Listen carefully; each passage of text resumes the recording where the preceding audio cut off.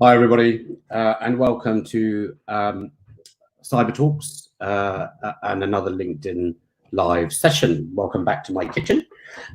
Joining me very shortly will be Stelios Leftheris. Stelios is the managing partner at Vestigos, a cybersecurity consultancy firm based out of the United Arab Emirates. Amongst other things, today we'll be talking about small businesses and startups and how to ensure effective cybersecurity for organizations without breaking the bank. So join me and Stelios after this quick commercial break.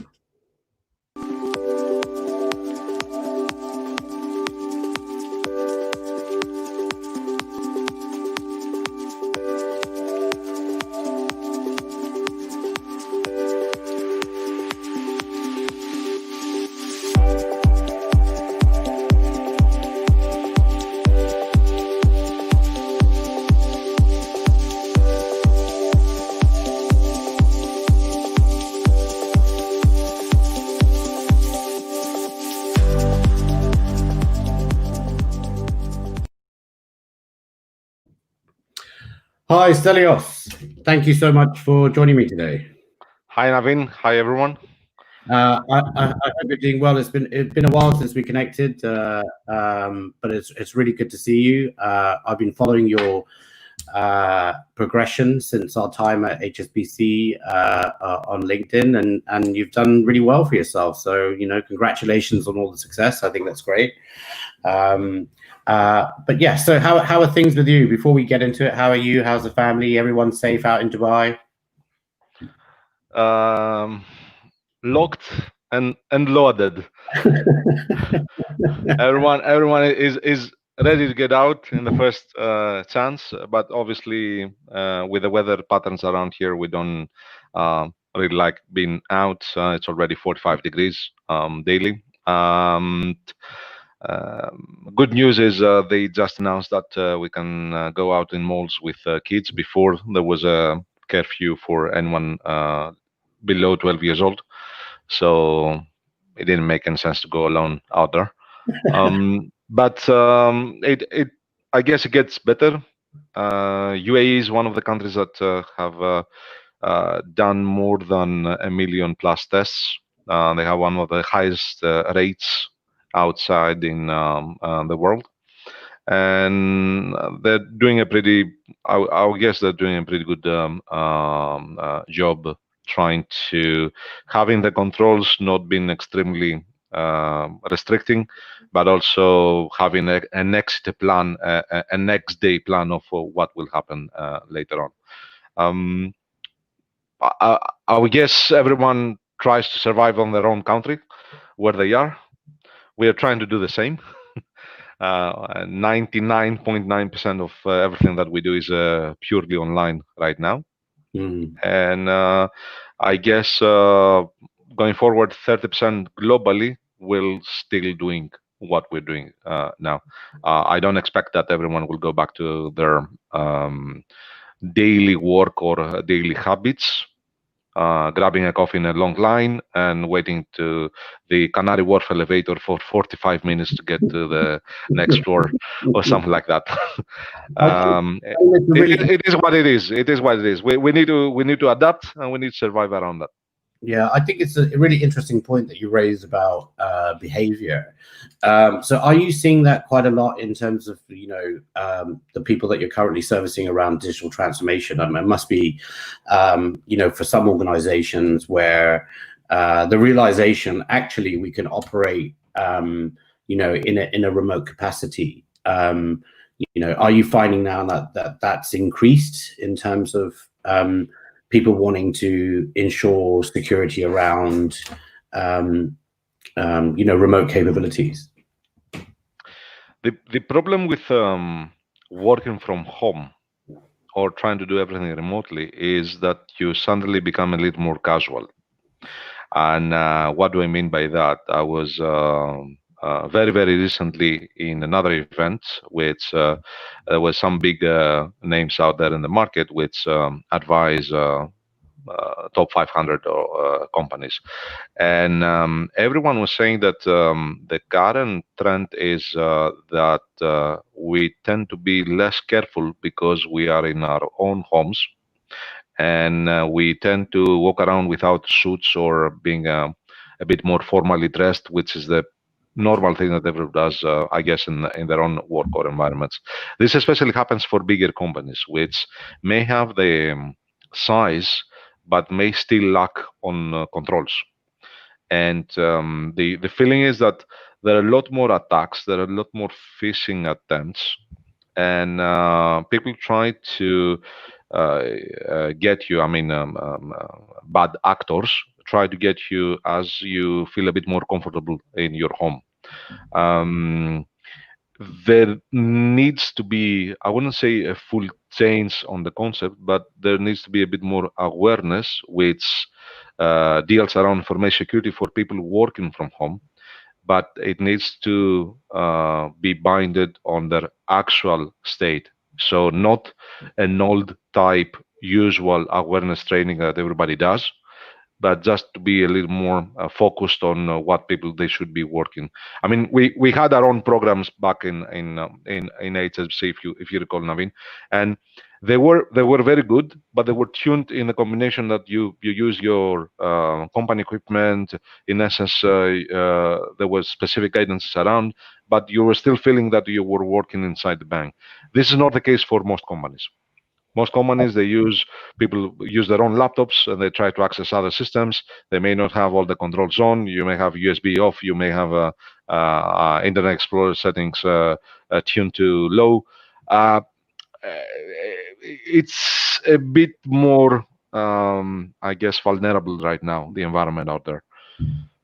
I think with a lot of large institutions, though, there is that level of investment in making sure that your desktops are controlled effectively, and as to your point, you have the right controls in place. So one of the things that we were actually going to talk about today was around startups and what Vestigos is doing in terms of supporting startups. And actually, that's a really key point about remote capability. So what kind of advice would you start with a startup? Because some of these are organizations are working out of their garage, right? They may not necessarily have funding for large scale corporate type infrastructure. It is very, very interesting that when you move out from the corporate world, we found ourselves in a place we were doing everything. So one of the things that lapses immediately is segregation of duties. And what do I mean by that? Even if you're a very, very small team, usually you wear too many hats. And what would initially be good controls, now they disappear because they don't apply. So what the things we are doing as Vestigos around Middle East is we do have in essence 3 sections. One around technology, and we are certified partners for Microsoft, AWS, Citrix, and various other companies. We do have a security segment which is serving specific type of certifications, ISO audits, third-party security, which is also my baby back in HSBC. Yeah. And we have our core business was advising SMEs and startups. SMEs to be lean, because both me and the partners that I have in the company are we're Prince 2, and we have Six Sigma, and we have this and that, and help them. In essence, identify a good opportunity and make it in an idea they have, shape it up, and get that done as a business later on. One of the things that people don't really realize when they have a startup is that their idea or their small company, when it starts, is far more vulnerable of any kind of attack, in the sense that probably a bigger organization, I'm not talking about everyone, or the big items in the news, I'm talking about 90% of the bigger companies, which are 200 people upwards, they do have a capability to bounce back from this kind of events. The smaller companies, they don't. If they lose business for a number of days, or if they get locked down on their technology and their IP and their platforms or their business accounts or the banking accounts, they're out. End of story. They will not be able to survive.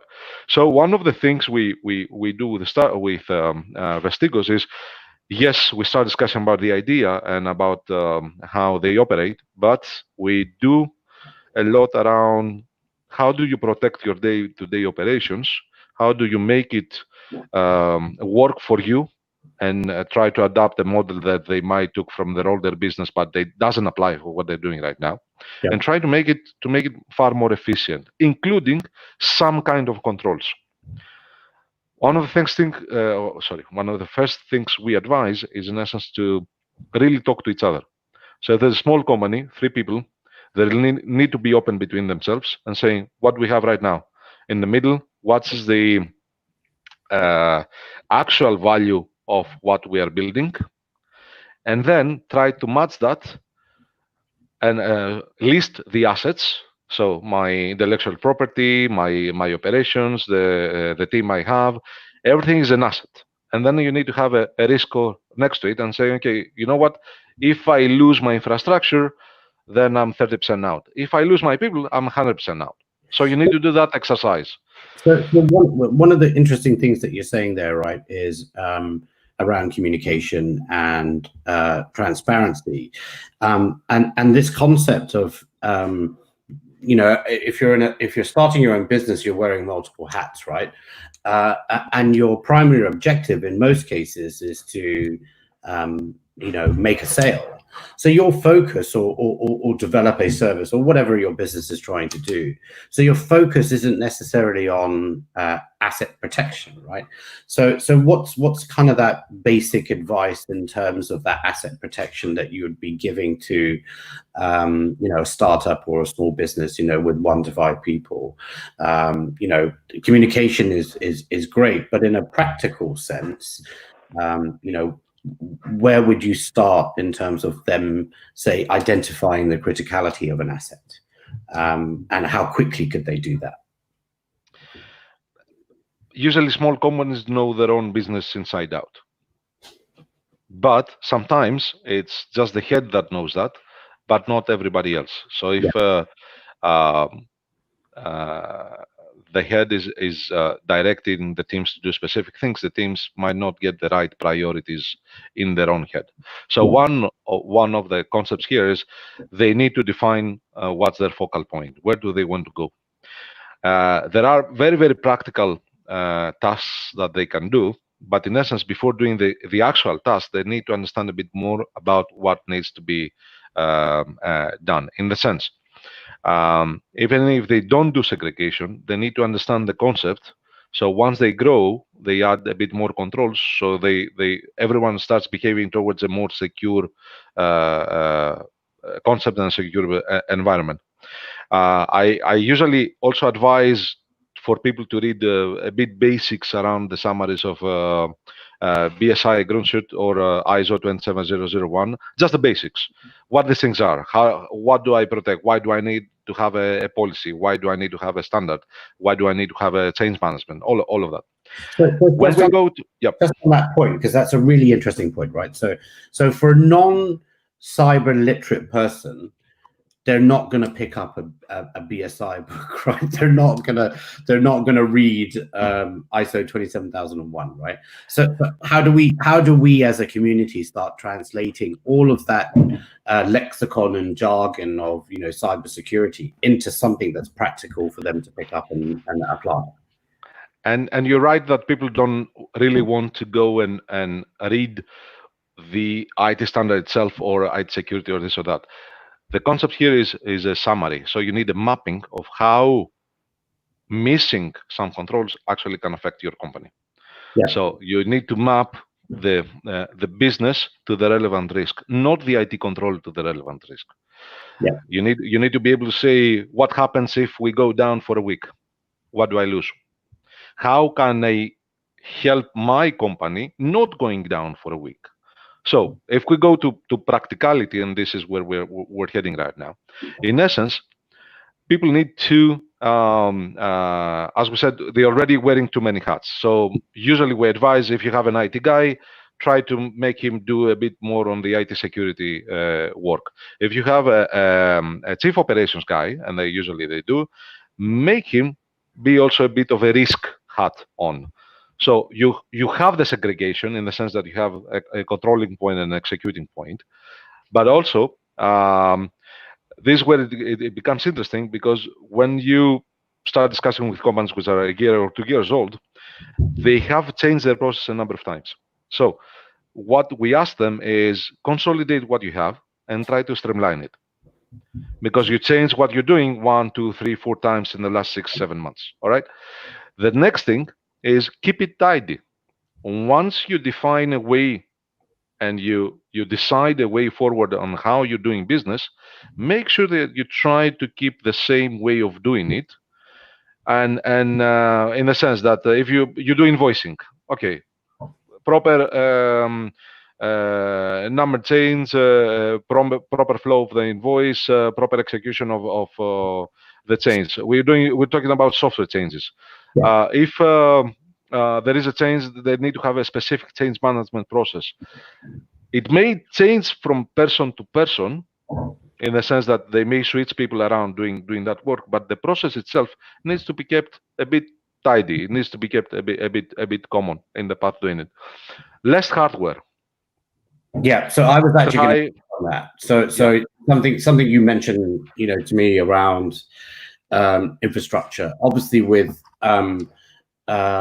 much more agile cloud technologies and the cost of hosting in the cloud, public or private, versus infrastructure.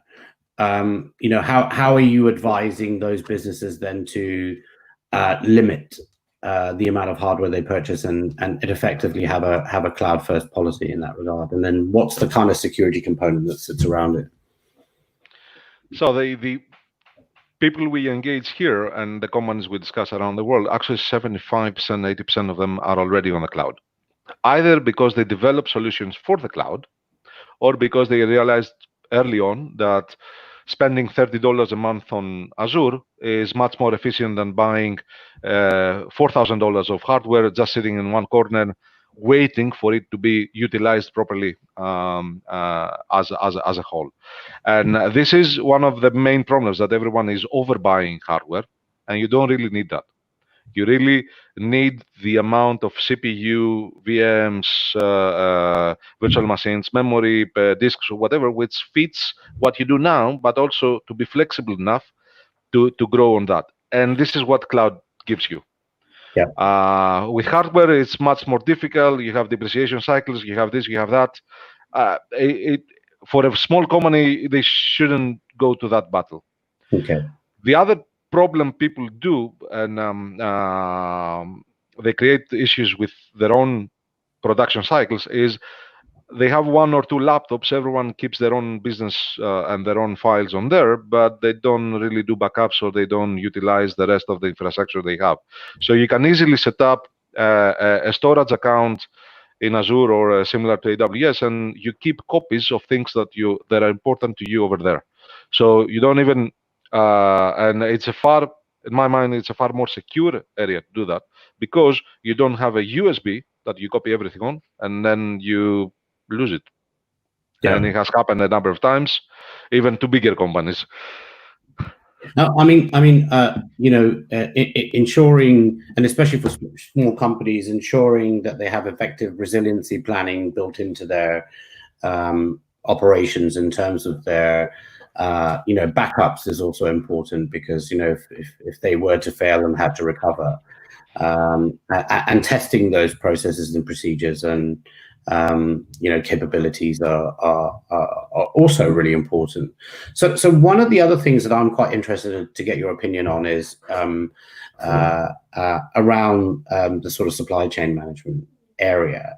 A lot of small businesses will be dependent on other small businesses. So actually, small businesses tend to have quite significant third-party supply chains, and in some cases, those are all connecting into a company's infrastructure in some way, shape, or form, in terms of automation. So how would you sort of explain the risks around sort of that third-party space, and what kind of key messages would you be sort of sending to small businesses about the best way to protect themselves from third-party exposure? So third parties, yeah, that's a very interesting issue. When you're small as a company, you tend to go with just one or two third parties to get your main service from. If you're a bigger player, you usually have a contingency plan saying if that uh, third party doesn't work, let's see what I can get as a similar service from someone else. We usually advise people, if they use third parties, to be able to do two things. One is to have some sort of a background check, not a full due diligence, because most probably nobody has that at a smaller level, but to be able to have either on contract or as an escrow account or something that gives you a bit more protection if that company stops working, stops giving you the service, or you wake up next day and nobody's there. And we've seen that, especially around here. The trick for me is the contracts are like agreements that can be broken. Even with a smaller company, the whole cycle to get the contract done doesn't make any difference if you go to a legal place to. So if you go to the litigation stage, it usually takes too much time. It's very costly. It doesn't work for either party. If you're a small company, you'll spend all your money on lawyers and not doing what you should be doing. It needs to be a very careful choice on what you do on a third party, and it needs to be quite documented, not so much on the contract side, about who has the responsibility of what delivery or what level of engagement. All of that needs to be in a place where it gives trust and starts building trust on both sides. That's why usually what you see in the market is that a smaller company goes and engages another smaller company, but these guys have met before, or they have some common friends. So the first thing, which is the trust component, is built through proxies, or is built because it has been there before. Yeah. And yeah, please. Yeah, sorry to interrupt. I think that's a really good point around sort of that trust. One of the things I'm also quite interested to spend a little bit of time talking about, sort of around sort of that threat intelligence and sort of vulnerability management for business as well. Because actually, threat intelligence could be a very valuable tool for a small to medium-sized business if they understand what their external threats are, but also from a vulnerability management point of view, if they're ensuring any of their internet-facing services are compromised. Again, cost will also play into a factor here. So how can you leverage some of that capability and supply it around to that sort of startup small business focus? But also, I suppose the question is the value add of things like threat intelligence and vulnerability management as a set of tooling for insight into the risks that your organization has. I've been looking in that area quite some time, but my issue is I didn't find threat intelligence good enough, which is also cheap enough. That's one of the issues I find out there in the market. The platforms which are really good and can give you I guess a usable stream, their packages are quite more expensive, I would say. It is an unexplored space in my mind. It might be a very good opportunity to open up a company that does that, which is SME threat intelligence at the right level. There are public places where you can get some information, and we usually advise on using this. But in essence, I don't see a cheap threat intelligence solution being out there.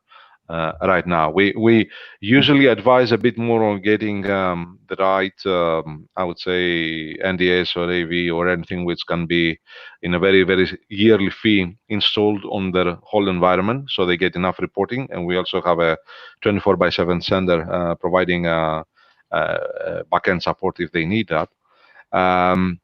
And we also try to get them to understand that they should tighten down their devices and their input output, so they wouldn't be able to upload everything on the web without that being understood. And you can do this with various endpoints, including Kaseya, which is one of the ones that we use. But the trick for me is that I would start with a very, very clean environment, try and make sure that everything is under a specific type of control, especially if they ask us to perform that job for them. And then trying to get, I would say, a ready-made feed, which comes through us, which is specific to their own assets. We do have feeds that we monitor, and not all information is related to all the companies that we work for and we have engaged. So in essence, you gave them summary emails every couple of days or once a week, with whatever, which says, this is what's been going on out there in the market. Your vertical is this one. You need to be a little more careful around that area. But this is a very, very high level of intelligence. It's not something which is what we have in mind, which is 24/7 senders doing only that, getting that feeds at I don't know, 10,000 USD a month for 10 seats, and you know, it doesn't match. We want good threat intelligence, but I don't think, and I haven't found yet, and if everyone in the audience or even you have a cheap threat intelligence capability or a service that they know exists out there, I would really like to know about that. Okay. It's a really interesting perspective. One of the things I'm also interested in, you know, especially I suppose in the US and the UK, and maybe you can shine some light on whether this is becoming a trend in the Middle East as well. You know, every man and his dog now is taking out cyber insurance with a lot of false presumption that having an insurance policy is an opportunity not to invest in cybersecurity, right? Where it's actually the opposite. By taking out a policy, you're to some degree forced to make sure that you have good cybersecurity, right? Otherwise, your premiums will be up the roof. How is that sort of panning out in the Middle East? Has it become a big thing for companies to take up insurance? The usual suspects in the low market, now they have cybersecurity plans or cyber insurance proposals or cyber. I mean, one example I'm really related to. You have IMO 2021 coming in, and supposedly in January, all the shipping companies need to have specific continuous controls on their environments and providing cybersecurity assurance on their infrastructure. And if you go to Mars Insurance or any big name out there in the market, they do have plans on providing this to their ship owners. And the ship owners say, okay, I'm better off with the contract than actually paying money to get the equipment in, or to pay a really good amount to get the latest equipment in. So they try to use whatever they have and say, you know what, let's see what we can do with insurance on top of that. Yeah. The problem is that there are at least 50,000 ships globally out there which are vulnerable to cyber attacks. I did a presentation last, I'd say it's a year ago, to the marine insurance here, very large audience. And what these guys were saying, okay, why do we care? And when we went a bit more in the discussion and realized that it's a lot more at stake than doing what they usually do in the whole process.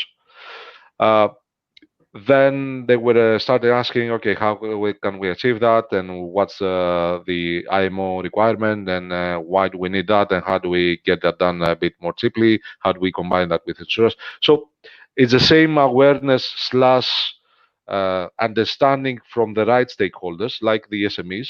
These guys, what they do, their main business is their main business. They don't really like cybersecurity. They don't really like IT overheads or costs. You need to turn them a bit around, let them understand what needs to be done, and then there are more questions coming up. It's their own decision at the end. And obviously with insurance, as you fully remember with what we were doing, you can also transfer supposedly risk. It's not a mitigating measure, but it's a transferring measure. So if I lose, what do I lose? Okay, I'm getting covered by insurance. We're good. It always goes back to the initial thing we were discussing, which were assets. So what do I have? What's important for me as a company? What do I need to protect? You may have a combination. You may have a combination of IT controls. You may have a combination of getting everything very, very tidy done down. You may have insurance getting becoming part of the equation. But at the end, what you need is to understand what's the real value you have on your hand and what do you need to protect around it. Yeah. So a sort of final question before we tie up to some Hamid has asked a question as well, which we'll get to. So breaches are probably most likely nowadays.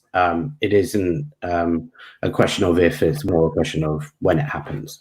So in relation to that, and maybe kind of a sort of succinct view around sort of incident management for small, medium-sized businesses, if they are breached and they don't have a defined practice in place, what are sort of the top 3 things that you would advise a small business do in the event of a breach?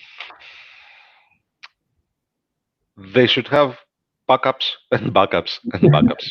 What do I mean? What do I mean by that, and why do I say that 3 times? In essence, once you identify the breach, you may find that this has been in place for quite some time. So having snapshots, and this is very easily done in a cloud environment, you may not go and roll back on a couple of days. You may need to roll back even a month ago or even more. So you need these snapshots to compare even what has happened between the initial systems and the latest systems. And if you're lucky enough and you have the budget for it, when you engage police or anybody else to do the cyber crime investigation, you can give them some material so they can work on that. The next thing is to have an incident response plan, and this needs to be a combination of what you understand and what your probable risks of what things may happen, and to be combined with your business continuity plan, which is I have that system and it's down. I have that area, it has my code, and someone locked that area off. So all those scenarios should have been played in advance. Some of them may be far more generalistic to the ones we are seeing with far bigger companies, but someone needs to advise on that aspect, saying, okay, what happens if? What happens if you lose access? What happens if you lose the building? What happens if you lose your cloud? Someone locks you out from that. All of that needs to be, in essence, documented, and you have to play the record 1, 2, 3, 4 times. You need to do rehearsals. You know how rehearsals work. You need to repeat and repeat and repeat until everyone understands what they need to do and at what point in time. And this exactly for the smaller companies is, okay, guys, we have an emergency. What do we do now? Panicking at that point in time is the worst thing to do. Having a bit of a plan, I wouldn't say it would be an elaborate plan. It might be half a page, okay? But having at least some basics in your mind played as a scenario, what do I do now?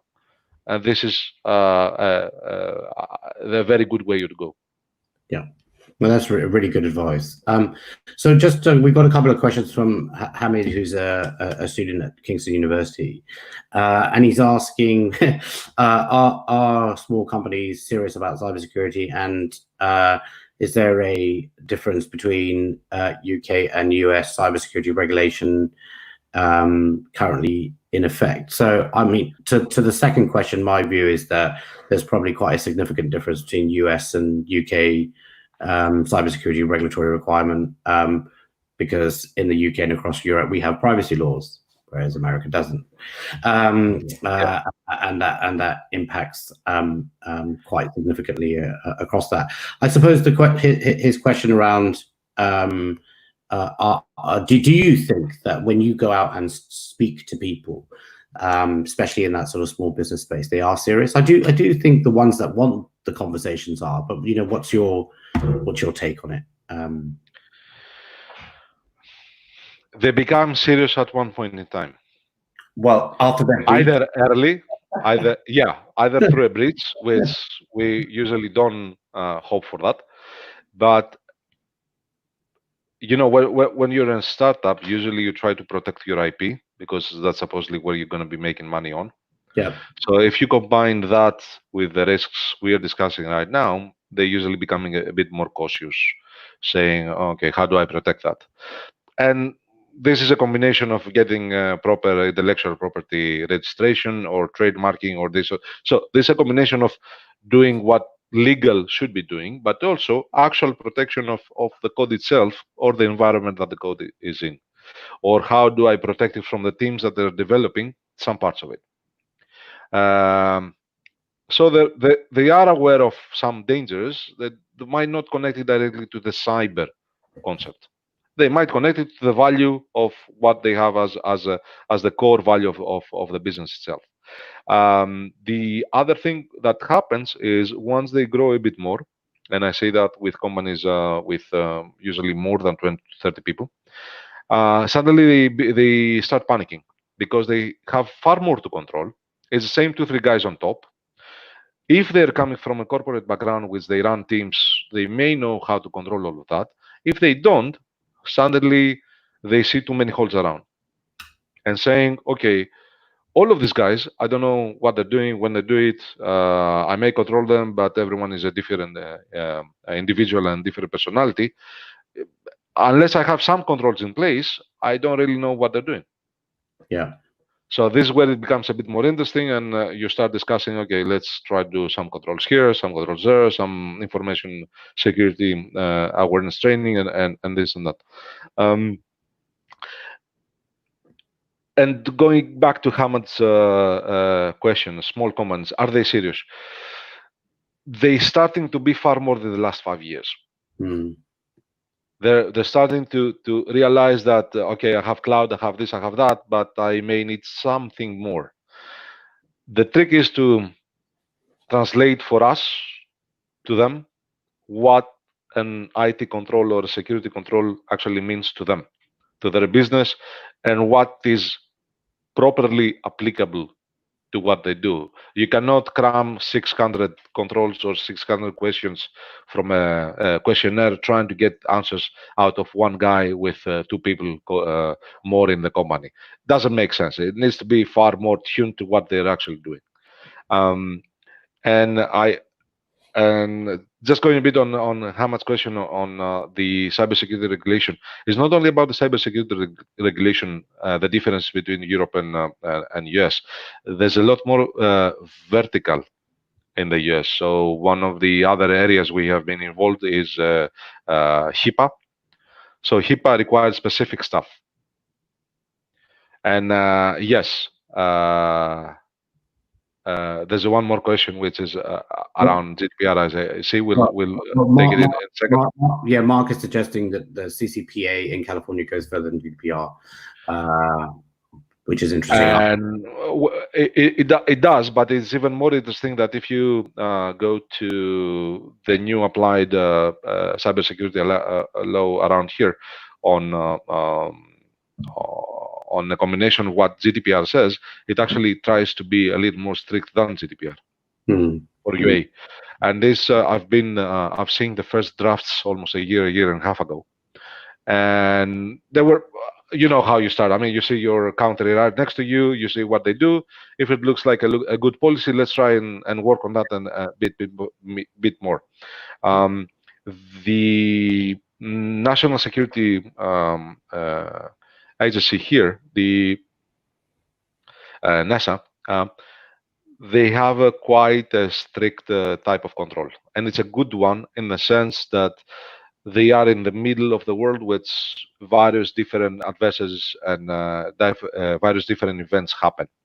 So they need to control what happens inside UAE. And I see a lot that of what happens here may be copied later on out there. I see areas which being more strict actually makes sense. Yeah. Absolutely. So look, unfortunately, we've run out of time, Stelios. Yeah. It's been an absolute pleasure speaking with you. Really, really great to catch up. And I'm sure, hopefully, the next time I'm in Dubai, we can have a socially distanced coffee somewhere. If you are able to step out your house like me, I haven't done so for the last 4 months, but it's been a pleasure, and thank you so much for taking the time. If anyone wants any information about what Stelios is doing out in the United Arab Emirates, please go to his website. He can really help you if you're a small business, medium-sized business, even a large corporate. One of the top cybersecurity professionals out in Dubai, and yeah, we had some great times at HSBC working together. So couldn't rate you more. So look, thank you so much again, and wish you well. Thanks everyone, guys. Thanks for the questions, and hopefully we'll see each other around again and have another session like this. That would be great. Thank you. And to everybody else, thank you so much. Everybody stay safe. Cybertalks LinkedIn Live will be back in a couple of weeks. Until then, take care.